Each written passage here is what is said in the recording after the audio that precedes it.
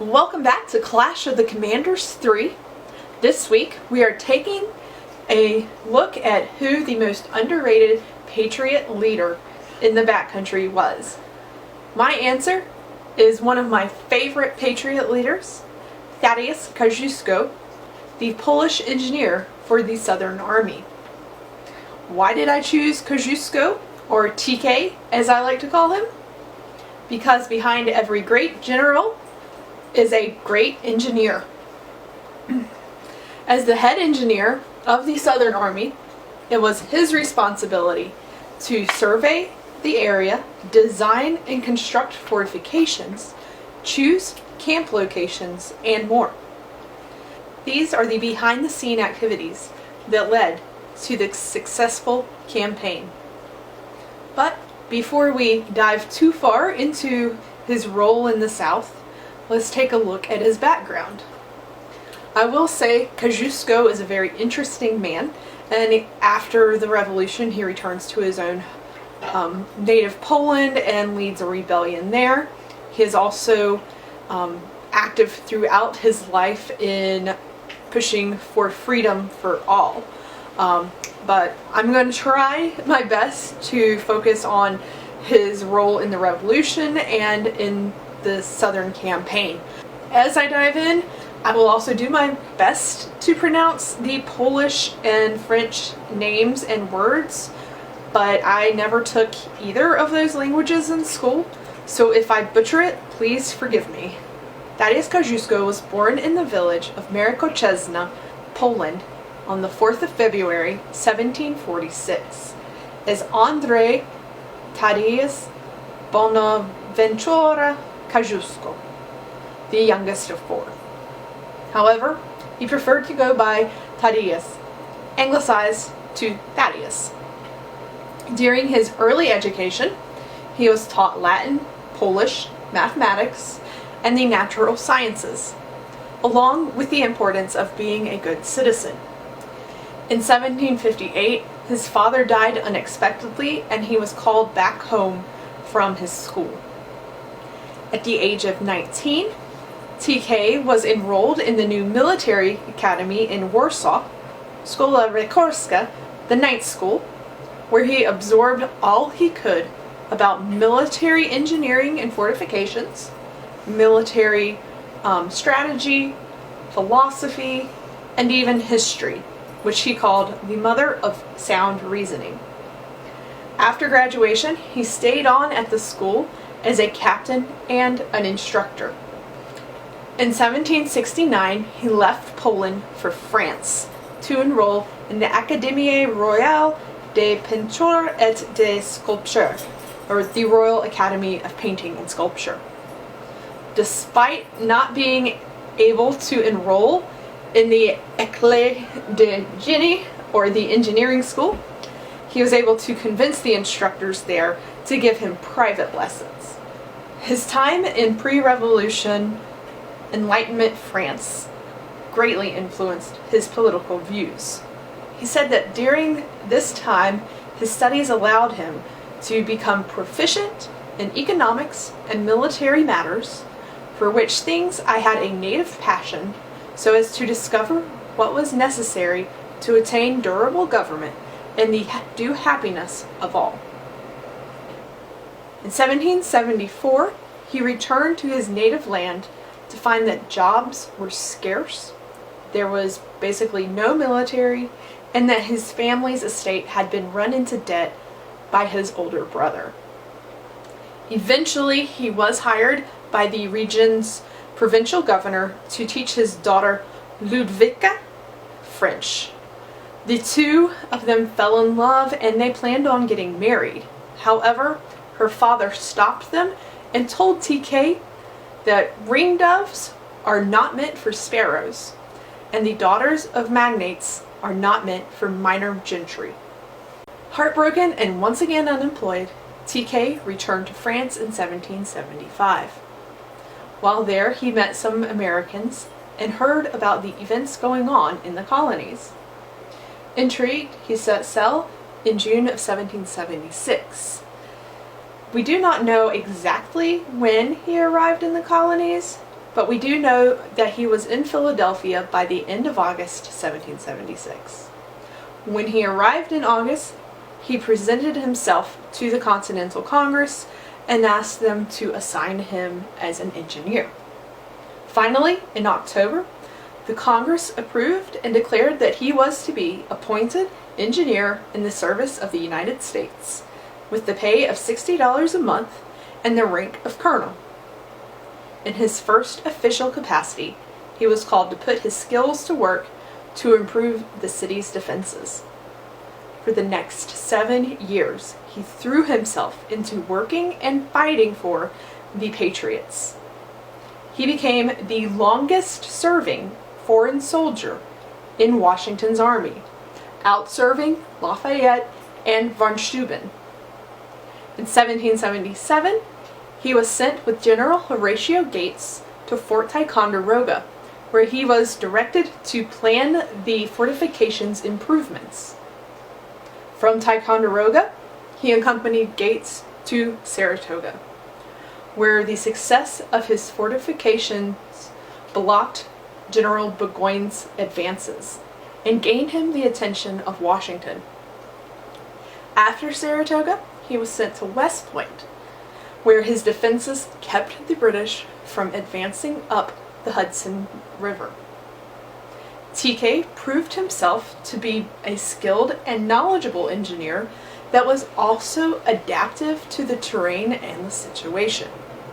He was also modest and far from braggadocious, and respected by his men, traits that were not often found in the French engineers and even sometimes the American commanders. While he worked hard at his assignments at West Point, he wished to see more action and have the chance to prove himself as a leader on the battlefield. Finally, Washington commanded him to join the Southern Army as their chief engineer. He arrived at the Patriot camp in October of 1780. By this point, the Patriots had lost the Battle of Camden and were awaiting the arrival of their new commander, General Greene. When Greene arrived, he knew of the Polish engineer, had heard about his strategies and his success in building fortifications, but he did not personally know him. However, hearing about what TK had been successful at, Greene trusted him. In December, Kosciuszko was sent to the backcountry in North Carolina to around the Salisbury area. He was to construct defenses to fortify the area. After completing these, he returned to the main army, where his role and importance as an engineer would really come to light. While the role of engineer may not have been the most glorious role, after all, it's not leading men into great battles, it was TK's skill at performing his job that allowed General Greene to successfully outmaneuver, outrun, and outlast the British and Loyalist forces in the South. One of his first tasks was to locate the camp in Cheraw. Now, locating the camp is not as easy as it sounds. The area needed to be strategically located, provide grazing material for horses, foraging for men, good water, good air, and more. Without a good camp location, the army could not adequately rest and recover from the rigors of battle. For the rest of the war, Greene would rely on Kosciuszko to find such camps. TK's next role was to provide Greene with intelligence on the terrain, especially the area of the Catawba River. Greene commanded him to explore the navigation of the Catawba River from Mill Creek below the forks to the Oliphant Mill. These would be the surveys that provided Greene the ability to pull his strategy of mobility off. Included in his reports to Greene, Kosciuszko was to provide information on the depths of the water, the rapidity of the streams, the rocks shoals, or falls. Once the survey was completed, Kosciuszko was then sent to Cross Creek to find boats, as well as carpenters and tools for making more boats. These boats were to be taken with the army, allowing for an amphibious movement across the state. To Washington, Greene reported, "Kosciuszko is employed in building flat-bottomed boats to be transported with the army, if ever I shall be able to command the means of transporting them." It was after the Battle of Cowpens that the use of these boats and the surveys became invaluable. Heavy rains had swollen the rivers, making crossing without boats extremely dangerous and nearly impossible.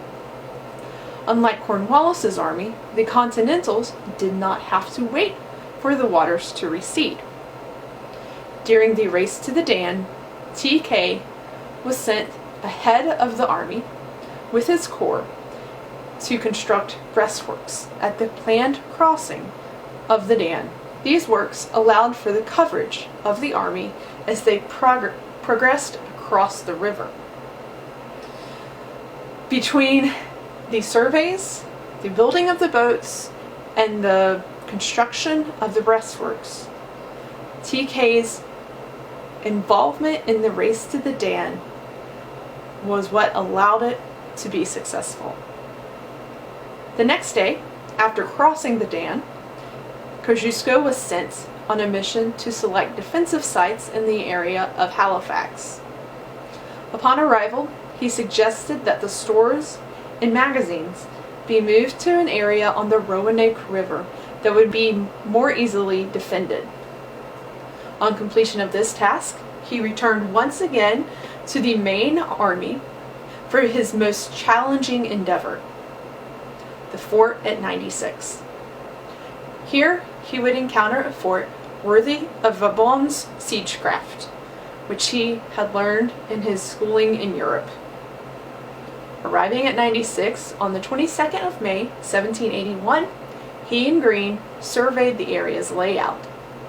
The town was located on the road that led from Charleston to the Cherokee Nation and was fortified with a stockade. On one side of the town, a small stockaded fort as well as a fortified jail protected the water source. On another side was a strong defensive works known as the Star Fort. With times, tools, and men running short, Kosciuszko suggested that they attempt a single siege to try to take the Star Fort. If they could force the surrender of the Star Fort, this town and the smaller stockade fort would quickly follow. Some, such as Light Horse Harry Lee, criticized Kosciuszko for this strategy and claimed that he should have focused on taking the smaller stockade fort and the jail in the town and taking the water source away from those inside the Star Fort. However, Lee conveniently forgot about a similar situation at Fort Watson, where the Patriots had cut off the enemy's water supply. All the enemy did was dig a well. There was nothing to keep them from believing the loyalists in the Star Fort would do the same thing. Even if the small fort fell and the town fell as well, the Star Fort was strong enough that it could stand on its own, but not the other way around. And it was for that reason that Kosciuszko had chosen to attack the Star Fort. Despite not having time on his side, or supplies, or the appropriate number of men, TK threw himself into his attempt. He ordered his men to dig trenches, build cannon batteries, a mayhem tower, and most impressively, dig a tunnel or a mine, which is still around today. Despite Lee's criticism, Greene wrote in his order for the day of June 20th, 1781, "The General presents his thanks to Colonel Kosciuszko, Chief Engineer, for his assiduity, perseverance, and indefatigable exertions in planning and prosecuting the approaches, which he is persuaded were judiciously designed and would have infallibly gained success if time had admitted of their being completed. During the Battle of Utah Springs, TK was not around. He had been sent to North Carolina to prepare more defenses there, but he would rejoin the army and be back by December of 1781. It was during this time that he was finally given the chance to prove himself, not only as a gifted and capable engineer, but also on the battlefield just outside of Charleston. In fact, he would lead the final battle against the British in the war in November of 1782. As the war ended, he returned to Philadelphia to attempt to convince the Congress to award him his pay as well as a promotion to general. Washington, Greene, and General Benjamin Lincoln all endorsed him in these endeavors. Greene claimed his zeal and activity have been equaled by few and exceeded by none. He also declared, among the most useful and agreeable of my companions in arms was Colonel Kosciuszko. In the end, TK's most important role may have been the behind-the-scenes engineering. Much like a play where the backstage crews keep the lights, music, props, and curtains going, Kosciuszko kept the Southern Patriot Army going with his skills in understanding terrain, surveying, building, directing men, and more. His actions may not have been the stuff of grand stories, but their impact was recognized by his men, his fellow commanders, and his high command. Thomas Jefferson wrote, "He is as pure a son of liberty as I have ever known."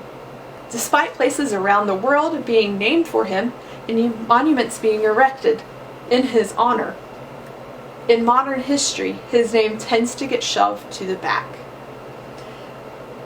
Most people know the names of George Washington, Nathaniel Greene, Horatio Gates, and in South Carolina, even Thomas Sumter, Francis Marion, and Andrew Pickens. But that is not the case with Thaddeus Kosciuszko.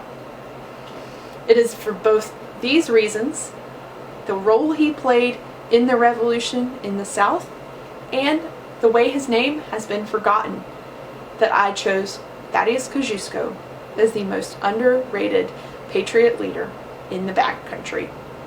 I hope you've enjoyed this and that you've learned a little bit about Thaddeus Kosciuszko and that maybe you appreciate him just a little bit more.